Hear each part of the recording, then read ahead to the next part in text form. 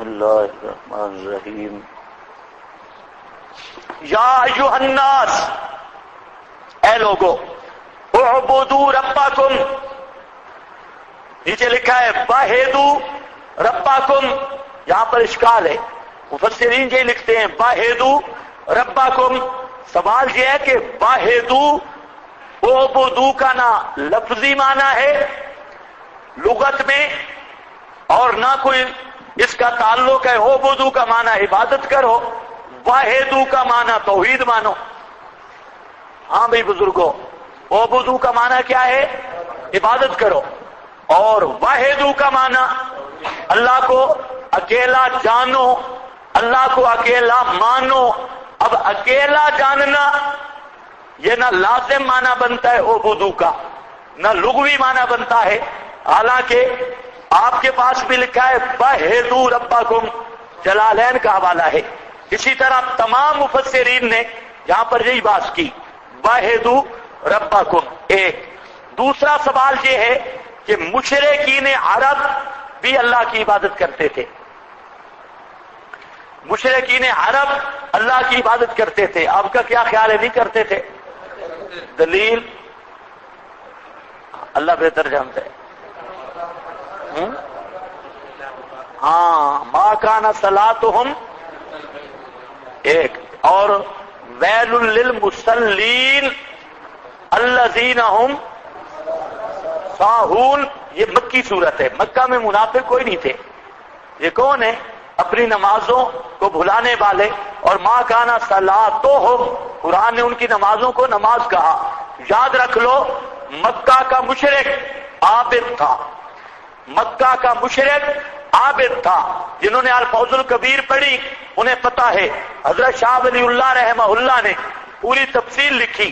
مکے کا مشرک روزہ رکھتا، اور اس کا روزہ بھی صبح صادق سے غروب آفتاب تک ہوتا، یہ روزہ رکھتا، اور خصوصاً عاشورہ کا روزہ، اور اس طرح بعض ان کے ایام بیز وغیرہ بعض اور ان کے روزے تھے۔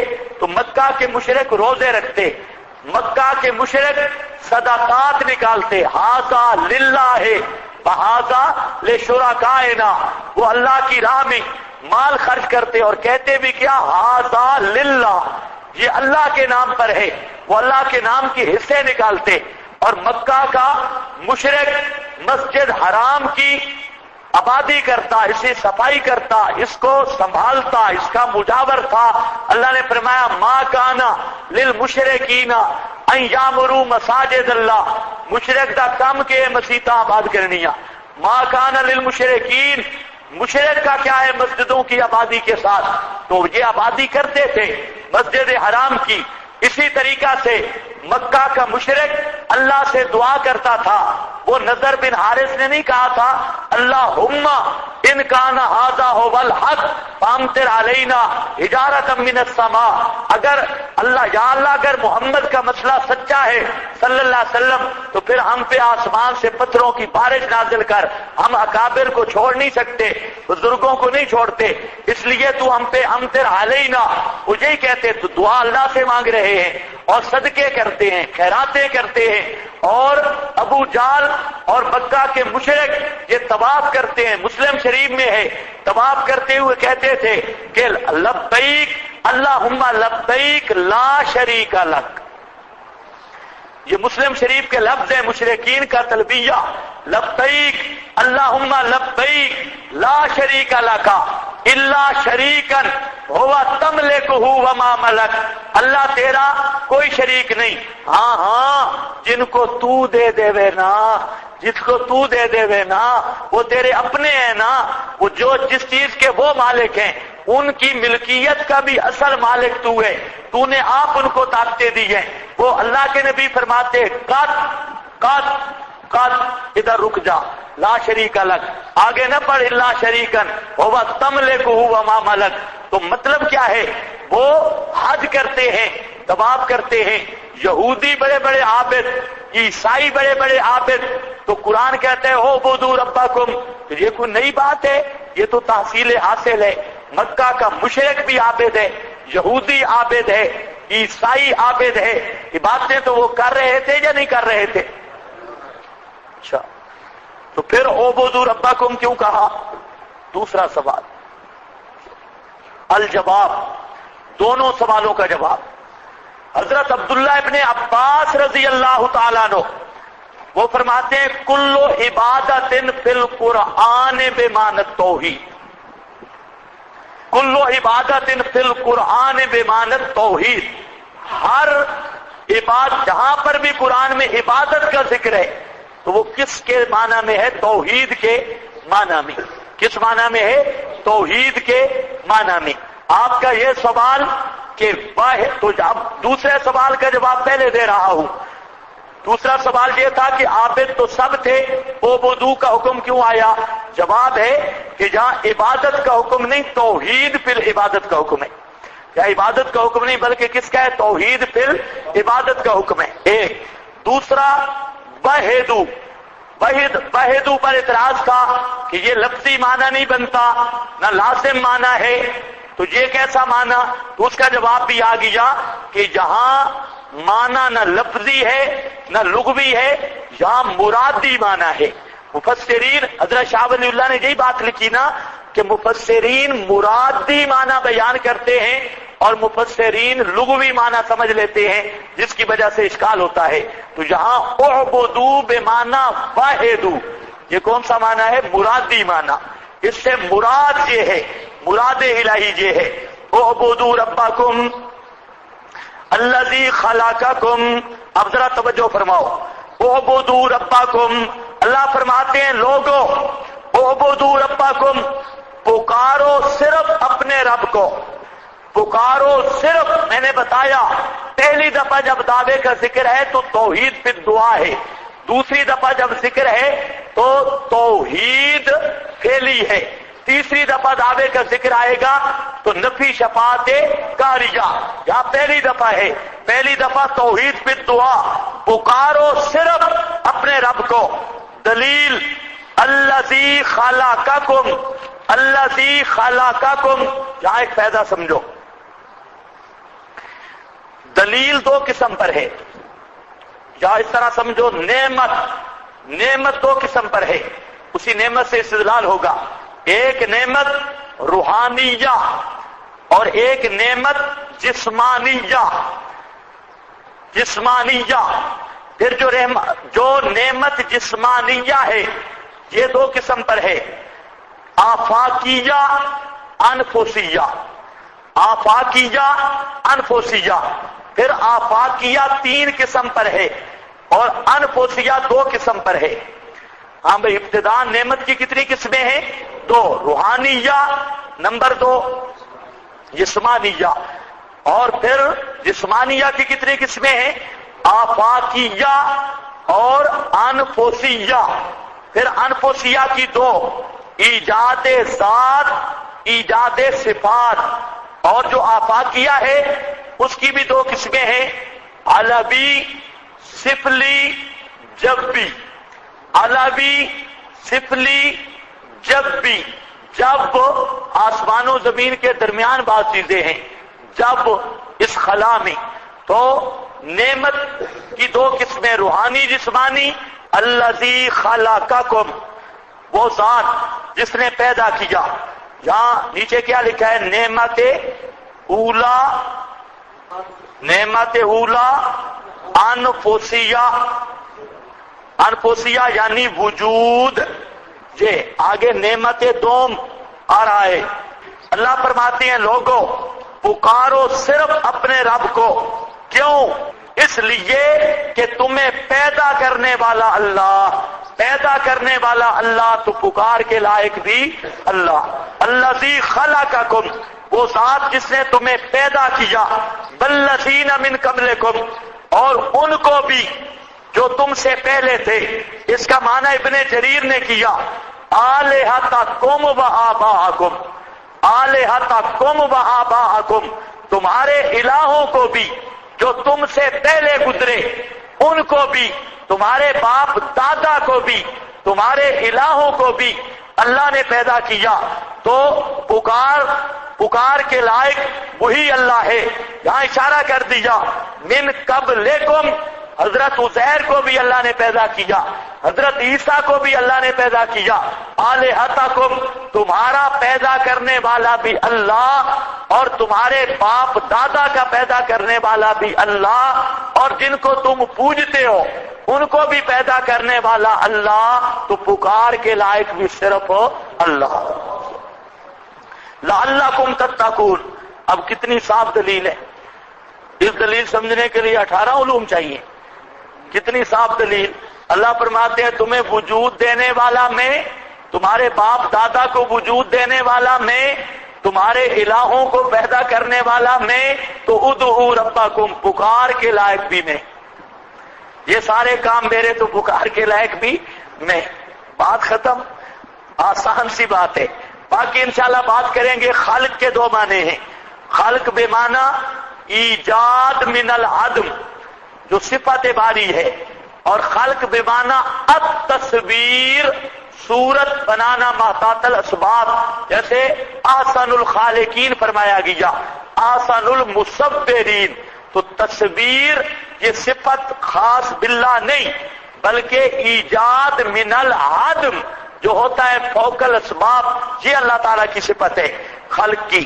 والذین من قبلکم تمہارا وجود پیدا کرنے والا، ابا نہ ہوتا تو تم ہوتے، ان کے آبا کے وجود کو پیدا کرنے والا بھی اللہ۔ لعلکم تتقون تاکہ تم بچ جاؤ، تاکہ تم متقی بنو۔ معلوم ہوتا ہے توحید تقوی کا سبب ہے، تقوی حاصل ہوتا ہے توحید سے۔ الذی جعل لکم الارض نعمت سوم، تیسری نعمت الذی جعل لکم الارض جس نے بنایا واسطے تمہارے زمین کو، فراشن بچھونا، والسماء آسمان کو بناءً چھت، وانزل من السماء اور اتارا آسمان سے، ماءً پانی، فاخرجا یہ فا تفریعیہ ہے، فاخرجا کیا مطلب ہے؟ یہ تصرف کرنے والا وہی اللہ ہے، فاخرجا بھی بس نکالا اس اللہ نے اس پانی کے ساتھ، من الثمرات پھل، رزقا لکم، رزقا لکم اصل عبارت ہے لے رزقکم، رزقا لکم لے رزقکم تمہارے رزق کے لیے، تمہاری روزی کے لیے۔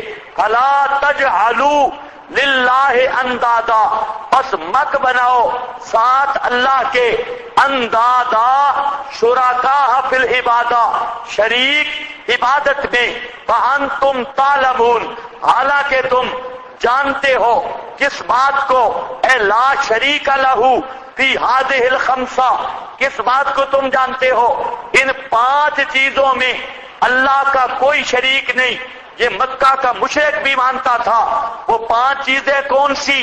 نمبر 1 تمہیں پیدا کرنا، تمہارے باپ دادا کو پیدا کرنا، زمین کو فراش بنانا، آسمان کو چھت بنانا، آسمان سے پانی اتارنا، پانی سے نباتات اگانا، یہ جو امور ہیں ان امور میں تم بھی مانتے ہو کہ اللہ وحدہ لا شریک ہے، یہ کام اللہ کے سوا کوئی نہیں کر سکتا، تو پکارنے کے لائق بھی اللہ کے سوا کوئی نہیں۔